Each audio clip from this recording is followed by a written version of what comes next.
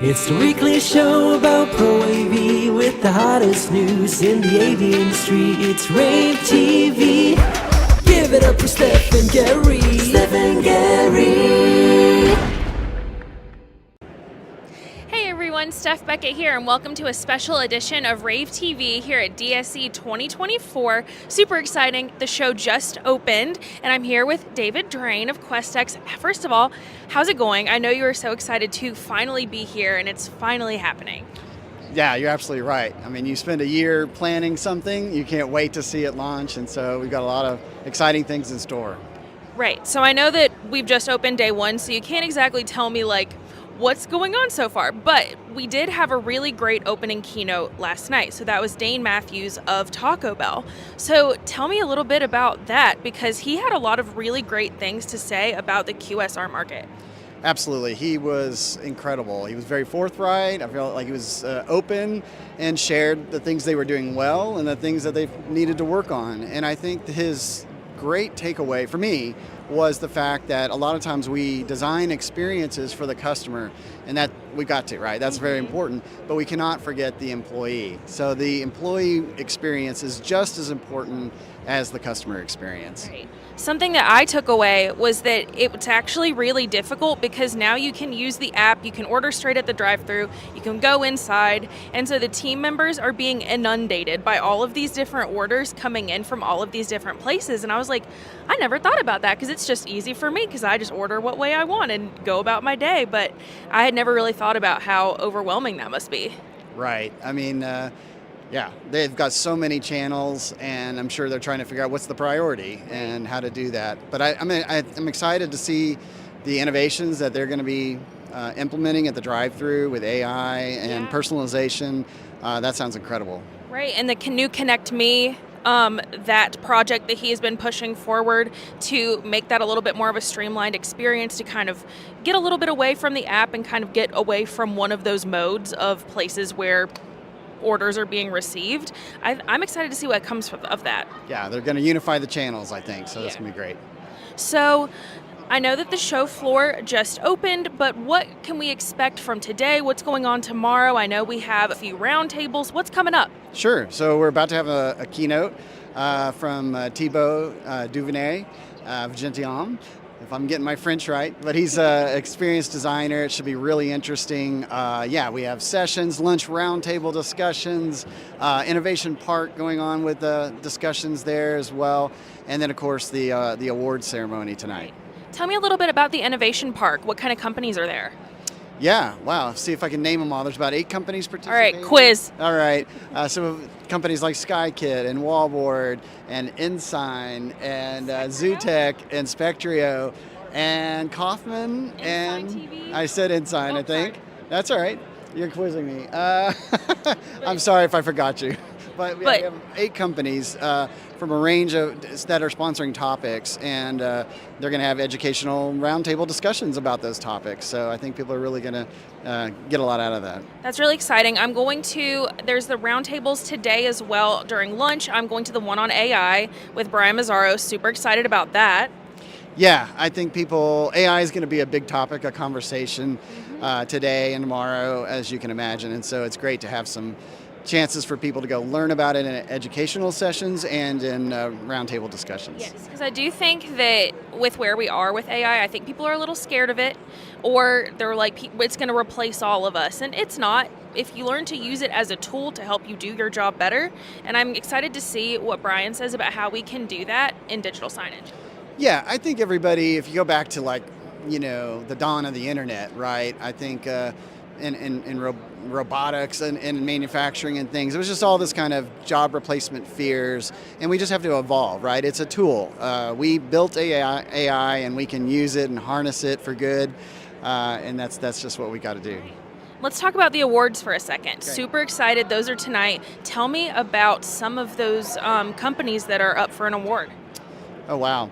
You don't have to name them all. No, it's okay. But there's a lot of, there's some companies that are very familiar to our awards program. You'll see we have S&A Displays and Moment Factory, some of those guys. But there's some companies that have never been nominated for our to my knowledge. And so we have a number of exciting entries and stiff competition, and I think there's a few surprises in store. Ooh, okay, I can't wait. I'm looking forward to it. Well, David, I so appreciate your time. Looking forward to a fantastic show. Congratulations. Thank you very much. All right. And next, I'm going to walk around and I think show you a few of the things on the show floor, but I'm going to give you a full walkthrough of the show floor tomorrow. So we'll be right back. Hi, so David Drain told me to come over and check out the Innovation Park, so I'm checking that out first on my little walkthrough of the show floor.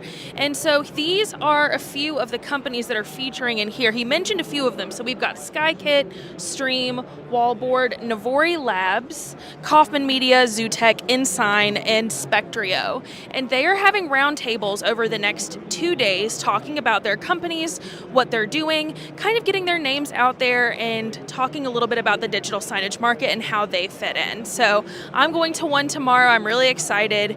And yeah, I think this is a really good chance to get to sit down with some of these brands and get to know them in this market a little bit better. So really cool over here. As you can see, they're all very busy. And next up, I did a really cool interview with George Timothy of Full Dome Pro, actually inside one of their domes. So we're going to pull that up next. Hey everyone, Steph Beckett here at DSE 2024, here with George Timothy of Full Dome Pro. How's it going? It's going very good. We just opened the DSE show floor and we're getting crowds of people. And we're actually standing in one of your projects right now. Tell me about this dome that we're standing in. Yep, so we call it the Reality Dome. That's because it's very different from all the dome and planetarium productions are there. And that's how we're standing out from all the people who've been doing this for decades. We're doing it in a very immersive and very interactive way. So this dome has projection on the floor, on the walls. It's very hard to capture with a camera. Hopefully the video will translate it. And we also create the spaces for immersive experiences like the multi-channel, multi-layer Dolby Atmos playback rooms. We have interactive content based by a variety of media servers and creative studios based around the world as well. So it's really cool, it's really fun, and it's very colorful as you see from the shots. And we're bringing some sneak peeks of the content and productions we've done just in the last year with it, starting with Crunchyroll and the Boston Ballet tour that we've been already showing. So we're kind of inviting people to an active working experience in a small scale for what we're bringing to Coachellas and large venues, large happenings around the US and the world. Very cool. Tell me a little bit about the projectors that are in here running this. So this is the basic level of projections that you can find on the market. These are actually Optima projectors, and that's what we're showcasing, that you can create very high-end, very nice looking immersive spaces on a very tight budget, and they will still be amazing quality and very appealing in the look. So you see no seams, it's very bright, it's very sharp. The content is generated with AI partially with gaming and media engines. And we're here basically building this in one day for this expo floor, and it still looks nice. So that's kind of the production way of doing it, the touring way. Because what you guys do is you guys provide this as an end-to-end solution for people, right? Yep. So first we have a huge rental house based out of Los Angeles for all the people who are working in experiential and production environments. And we do sales and engineering of custom systems. So we fix what people thought they can save money on, what they envision and have no idea how to do. And we build it for the people who tour it for about like 10, 20 activations a year. Like the Crunchyroll, they've been touring with different sets for 2 years non-stop now. Like every month they have a new show, and it's built for touring, for light transport, to save on the like volume and weight of transport and deliver a great show nevertheless. Well, where can people find more information? So we're here at DSE floor. We're planning to visit a couple other exhibits for production industry and for the AV tech in the following year. We're based out of Los Angeles with our demo room where we permanently have some of these systems. And our website is fulldome.pro. If you Google it, hopefully our marketing is doing good and it will pop right at you. Well, thank you, George. I appreciate your time. Thank you for having me here. Of course. And don't forget to go to ravepubs.com/DSE. And next up, I talked to Hillary McVicker of Illuminati about some of what they're doing. They have really, really cool LEDs that they design in multiple shapes and are putting into museums and enterprise and education and all of these different use cases. And they're talking a little bit about like digital signage and where that fits in with that beautiful artistic content. So check out this next interview. Hey everyone, Steph Beckett here at DSE 2024, joined by Hillary McVicker of Illuminati, not that Illuminati. How are you? I'm great. How are you, Steph? Doing well. I'm really excited about this show, and you guys caught my eye immediately when I walked in the door, so whatever you're doing, it's working. Awesome. That's what we're going for. Absolutely. So tell me a little bit about Illuminati. Sure. So we make immersive experiences and spherical displays. So that could be a dome or a panorama where you walk inside and you're surrounded by the imagery, or a globe or a hemisphere where you kind of gather around the display and experience the content in 360. So we do a lot of work in museums and science centers, location-based entertainment, and some work in enterprise. And we're really looking to grow the enterprise work. And so we're showing some solutions that we feel like would be a great fit for that sort of lobby display, digital signage activations. Enterprise is an interesting area because it always seems like they almost don't know what they want until they see it. That sounds familiar, absolutely. But they do need to know how much it's going to cost. Yeah. One thing about the AV industry. Yeah. Yes. So tell me a little bit about what that is like trying to get into that new market. Well, that's an interesting question because we are really, we are certainly looking to make connections and make leads here, but we're also learning a lot about the digital signage sort of vertical while we're here, and who's making decisions and what are the needs in the industry in terms of what would be suited by an immersive or an interactive application. And interactivity is a big part of, we consider interaction to be part of immersion, so that's something that a lot of our installations use. And sort of figuring out how that works in an enterprise, a more commercial application, to make sure that it's robust but also still engaging it's something that we're working on. I think that we are in a really good place with that because we've put a lot of resources into developing WorldViewer, which is our content management system, immersive content engine, and so we can support all kinds of content from 360 video to VR experiences. We have just proved out a Matterport integration, which we think will be pretty attractive to some of these more commercial use cases where we're exploring interiors and design reviews. There's a lot of potential, and we're excited to explore it. That's awesome. Do you feel like when you're talking to a potential enterprise customer versus a museum installation customer, do you feel like those questions are a little bit different? Do you feel like the museum customer asks a lot of more like artistic questions up front? I think that the objectives are somewhat different, but tend to be, there's a lot that they have in common, which is really about the takeaway. What's the guest experience? What are people going to walk away and remember? Whether it's, in a museum, maybe it's an exhibit about climate, and people are going to walk away really having some ideas about how they can engage and, help out. Whereas with a more commercial client, that clients will still want their audiences to walk away feeling engaged and like they have a new set of information that it's really going to be memorable. So I think the applications are different, but a lot of the principles are the same in that it's all about the guest experience. And that's really part of our design philosophy, is starting with the guest experience and designing from there to make sure that the technology is the right fit for that application.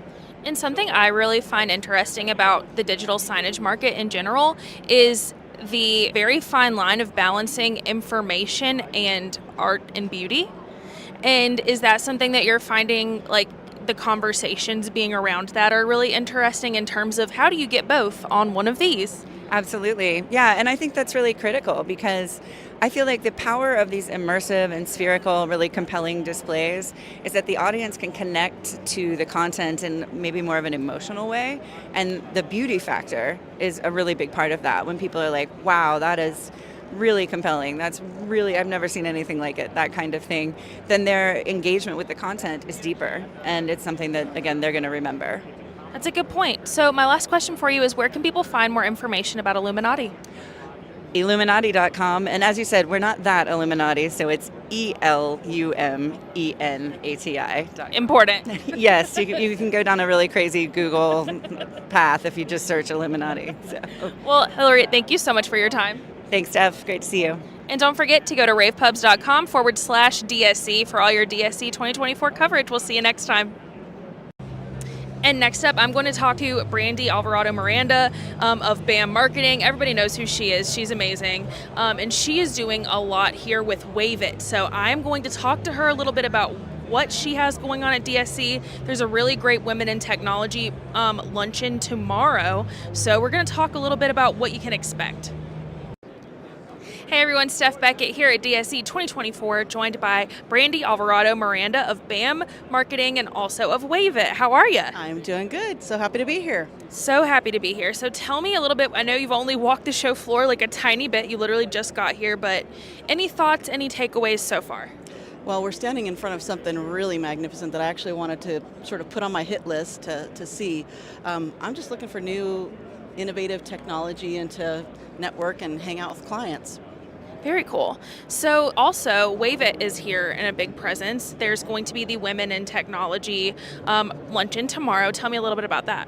Yeah, at 10:30 tomorrow we're doing the Women in Tech Brunch, which is the women of digital signage as well as rAVe sort of partnered to do this do this tech brunch tomorrow. We'll be talking about, how women can kind of excel in their career, offer some advice and that sort of thing, some takeaways and some resources from rAVe, like our mentoring program and some other things. So we hope you'll join us. It's going to be a really good keynote too, right? Yeah, there's a gal there. Gosh, I'm escaping my name, but yeah, we've got a keynote that starts at 10:30, and then right after that is our discussion panel. That's really awesome, because I will say things are definitely getting better in our industry, but sometimes it is really hard to be a woman who works in AV. Yeah, I would agree with that. I think we're moving the needle towards more equity and more space at the corporate boardroom tables and that sort of thing, but there's still lots to be done, obviously. But we're hopeful that with programs like what we're doing at rAVe with internship programs and with mentorship programs, that really kind of seals the deal and helps women elevate their careers and give them resources and a community of people that can really help them thrive. Right, because part of it is helping the women who are already here thrive and find a network to help support them, because a lot of things are hard. It's hard to ask for a raise. It's hard to find a new job if anyone's looking for a new position in this industry. Like, there's so many things that are difficult, but also finding new talent and bringing that into the industry. Right. Oh, so, we've got a job board that helps match talent, so companies can come on, post their, positions, and then you can post your resume if you're looking, so it's a bit of a matchmaking type of thing. But yeah, absolutely finding that career help to your next best opportunity, or just finding a way to navigate, negotiating a raise or negotiating, a better title, or I don't know, lots of different career dilemmas. But yeah, we're here to help with that sort of thing and bring a community together that really thrives with helping and just providing those resources. So there's other things that will be coming in 2025, like our community forum pages, which we'll talk about tomorrow at the breakfast, or the brunch rather, and just loads of different activities coming in 2025 from rAVe. No, this is amazing. I want to commend you on everything that you have done, because I so recognize how important this work is. And honestly, like, having you guys around as a support system for me, like, all of what you and Megan have done has really, really helped me in my career. So seeing you guys do that for others is amazing. Well, you know what our motto is, right? We have to lift each other's up and straighten each other's crowns and, just really fill that void. There's not that association that really dedicates, to women in our industry. And so that was just a big passion project for me. And so I appreciate your... Of course. Well, where can people, one, find more information on the brunch tomorrow, and two, find more information on rAVe? So you'll want to go to the DSE site to register for the breakfast. It is a ticketed event, and I think you can find it under networking opportunities. And then in terms of rAVe, just womeninAV.avit.org is where you find us. Thank you so much. I appreciate your time. Thank you. Have a great show. All right. And don't forget, that has been our episode of rAVe TV. Everybody, thank you for watching. We will be back tomorrow for more insights from DSC 2024. And also go to ravepubs.com/DSC for all your DSC news. All right. I'm Steph Beckett. We'll see you next time. It's the weekly show about Pro AV with the hottest news in the AV industry. It's rAVe TV. Give it up for Steph and Gary. Steph and Gary.